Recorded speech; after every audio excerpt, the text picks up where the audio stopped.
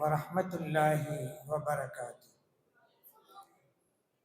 الحمد لله رب العالمين، والصلاة والسلام على سيدنا محمد وعلى آله وصحبه أجمعين. وما توفيقي إلا بالله، لا حول ولا قوة إلا بالله العلي العظيم. سبحانك لا علم لنا إلا ما علمتنا إنك أنت العليم الحكيم. புனிதம் நிறைந்த இந்த திருமண நிகழ்விற்கு தலைமை வகித்து இந்நிகழ்வை சிறப்பாக நடத்தி கொண்டிருக்கக்கூடிய பன்னூற்றுக்கணக்கான உலமா பெருமக்களை உருவாக்கிய மன்பஉல் உலூம் அரபிக் கல்லூரியின் போற்றுதலுக்குரிய முதல்வர் ஹலரத் பெருந்தகை அவர்களே, மேடையிலே வீற்றிருக்கின்ற ஆண்டோர்களே, சான்றோர்களே, இந்நிகழ்விற்கு வருகை புரிந்து இந்நிகழ்வை சிறப்பித்துக் கொண்டிருக்கக்கூடிய கண்ணியத்திற்குரிய உலமா பெருமக்களே, அன்பார்ந்த பெரியோர்களே, இளைஞர்களே, சிறார்களே, தாய்மார்களே, சகோதரிகளே, மாண்புக்குரிய மணமக்களே, புனிதமான நிகழ்வில் நம்மையெல்லாம் பங்கெடுக்க செய்து நல்லதை சொல்லவும் கேட்கவும் வாய்ப்பளித்த எல்லாம் வல்ல இறைவனை போற்றி புகழ்ந்து எனதுரையை தொடங்குகின்றேன்.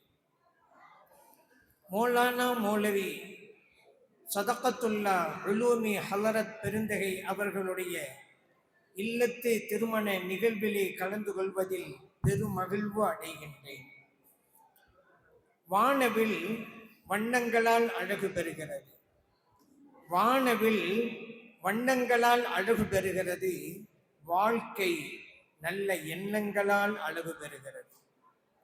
இறைவன் நமது எண்ணங்களை அழகுபடுத்தி நமது வாழ்க்கையை மேம்படுத்தி தந்தல்வானாக. நீரின்றி அமையாது உலகு என்பார்கள், இது நமக்கு தெரிந்ததுதான். நீரின்றி அமையாது உலகு, அதே போன்றுதான் குடும்பம் இன்றி அமையாது உலகு. அந்த குடும்பத்தை உருவாக்கி தருவது திருமணம்தான். திருமணத்தின் மூலம் மணமகன் குடும்பமும் மணமகள் குடும்பமும் இணைகின்றன. அது மட்டுமா, மணமகன் சார்ந்த குடும்பங்களும் மணமகள் சார்ந்த குடும்பங்களும் இணைகின்றன. இப்போது தெரிகிறதா திருமணத்துடைய வலிமை என்னவென்று? எத்தனை எத்தனை குடும்பங்கள் இணைகின்றன இந்த திருமணத்தின் மூலமாக. நமக்கெல்லாம் தெரிந்த கணக்கு ஒன்று இருக்கிறது, அதுதான் ஒன்றும் ஒன்றும் சேர்ந்தால் இரண்டு. இது நமக்கு தெரிஞ்சதுதான். ஆனா திருமணத்துல இந்த கணக்கு வேறுபடுது. அது என்ன தெரியுமா? ஒன்றும் ஒன்றும் சேர்ந்தால் ஒன்றுதான். எப்படிங்கிறீங்களா? கணவனும் மனைவியும் உடலும் உயிராகவும் இருப்பதால், அவர்களில் ஒருவர் உடலாகவும் மற்றொருவர் உயிராகவும் இருப்பதால் இங்கே ஒன்றும் ஒன்றும் சேர்ந்தால் ஒன்றுதான். மணமக்களை வாழ்த்தும் போது தமிழ் கூறும் நல்லுலகிலே, மணமக்களே, நீங்கள் மலரும் மனமும் போல வாழுங்கள், நிலவும் ஒளியும் போல வாழுங்கள், கரும்பும் சுவையும் போல வாழுங்கள் என்றெல்லாம் வாழ்த்துவார்கள். அதுல ஒரு ஹலரத் பெருந்தகை வாழ்த்தினாங்க மணமக்களை, மணமக்களே, நீங்கள் சுன்னத்தும் ஜமாத்தும் போல இணைந்து வாழுங்கள் அப்படின்னாங்க. ஏன் தெரியுமா? சுன்னத்தும் ஜமாத்து பிரியாத ஒன்று. சுன்னத்தை விட்டும் ஜமாத்து பிரியாது, ஜமாத்தை விட்டும் சுன்னத்து பிரியாது. ஆகவே மணமக்கள் சுன்னத்தும் ஜமாத்தும் போல வாழுங்கள் என்று வாழ்த்தினாங்க. ஆனால் இறைவன் குர்ஆனிலே எப்படி வாழ்த்துகிறான் தெரியுமா? மணமக்களே, நீங்கள் உடலும் உடையும் போல வாழுங்கள். ஹுன்ன லிபாசுல்லக்கும் வான்தும் லிபாசுல்லஹும். இறைவன் குர்ஆனிலே சொல்லி தந்தான், கணவன் மனைவிக்கு ஆடை, மனைவி கணவனுக்கு ஆடை. இங்கே உடலும் உடையும் போல வாழ வேண்டும் என்று இறைவன் சொன்னான் அல்லவா? எந்த ஒரு ஓமானத்திலும் இல்லாத செறிந்த கருத்துக்கள் இறைவன் சொல்லி தந்த இந்த ஓமானத்திலே குவிந்து கிடக்கின்றன. ஒன்று, மனிதன் ஆடையோடு சேர்ந்துதான் காணப்படுவான், ஆடையை விட்டும் பிரிந்திருக்க மாட்டான். அதே போன்றுதான் கணவனும் மனைவியும் சேர்ந்து வாழ வேண்டும், பிரிந்துவிடக் கூடாது என்கின்ற கருத்தை இந்த உமானம் சொல்லித் தருகிறது. ஆடை மனிதனின் மானத்தை பாதுகாக்கிறது. அதே போல கணவனின் மானத்தை மனைவி பாதுகாக்க வேண்டும், மனைவியின் மானத்தை கணவன் பாதுகாக்க வேண்டும் என்கின்ற பாடத்தை இந்த உமானம் சொல்லித் தருகிறது. ஆடையின் மூலமாகத்தான் ஒரு மனிதன் முழு மனிதனாக உருவெடுக்கிறான்.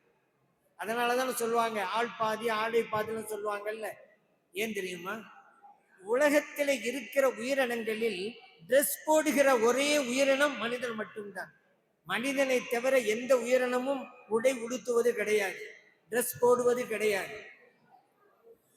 அதே போல இந்த மனிதன் திருமணத்தின் மூலமாகத்தான் முழு மனிதனாக உருவெடுக்கிறான்.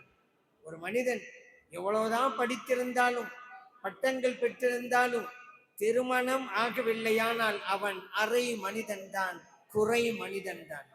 ஆனால் அவன் திருமணம் செய்து கொள்கின்ற போது அவன் நிறை மனிதன் என்ற இடத்திற்கு வருகிறான். காரணம், எந்த ஒரு பள்ளிக்கூடமும் சொல்லித்தராத பாடத்தை, எந்த ஒரு கல்லூரியும் சொல்லித்தராத பாடத்தை, எந்த ஒரு பல்கலைக்கழகமும் சொல்லித்தராத பாடத்தை திருமணம் கற்றுத் தருகிறது. ஆகவேதான் திருமணத்தின் மூலம் முழு மனிதனாக அவன் உருவெடுக்கிறான். அந்த வகையிலே இந்த ஆடையை இறைவன் ஒப்பிட்டது இன்னொன்றையும் சொல்லித் தரலாம். கடும் குளிரிலும் கொடும் வெப்பத்திலும் ஆடை மனிதனுக்கு துணை நிற்கிறது. அதே போன்று வாழ்க்கை பயணத்திலே மேடுகளும் பள்ளங்களும் மாறி மாறி வருகின்ற போது கணவனும் மனைவியும் ஒருவர் மற்றவருக்கு துணை நிற்க வேண்டும் என்கின்ற தத்துவத்தையும் இந்த உமானம் சொல்லித் தருகிறது. ஆடை மனிதனை அழகுபடுத்துகிறது. சாதாரணமா இருப்பான், ட்ரெஸ் போட்டுட்டா டிப்டாப்பா தெரியுமா. அதே போல இந்த ஆடை மனிதனை அழகுபடுத்துவது போல கணவனும் மனைவியும் ஒருவர் மற்றவரை அழகுபடுத்த வேண்டும், ஒருவர் மற்றவருக்காக தன்னை அலங்கரித்து கொள்ள வேண்டும் என்கின்ற கருத்தையும் இந்த உமானம் சொல்லித் தருகிறது. அந்த வகையிலே இந்த மணமக்கள் மலரும் மனமும் போல, நிலவும் ஒளியும் போல, சுன்னத்தும் ஜமாஅத்தும் போல, இறைவன் கூறியது போல உடலும் உடையும் போல பல்லாண்டு பல்லாண்டு வாழ வேண்டும். எல்லாம் அல்ல இறைவன் அதற்கு நல்லருள் புரிந்தல்வானாக.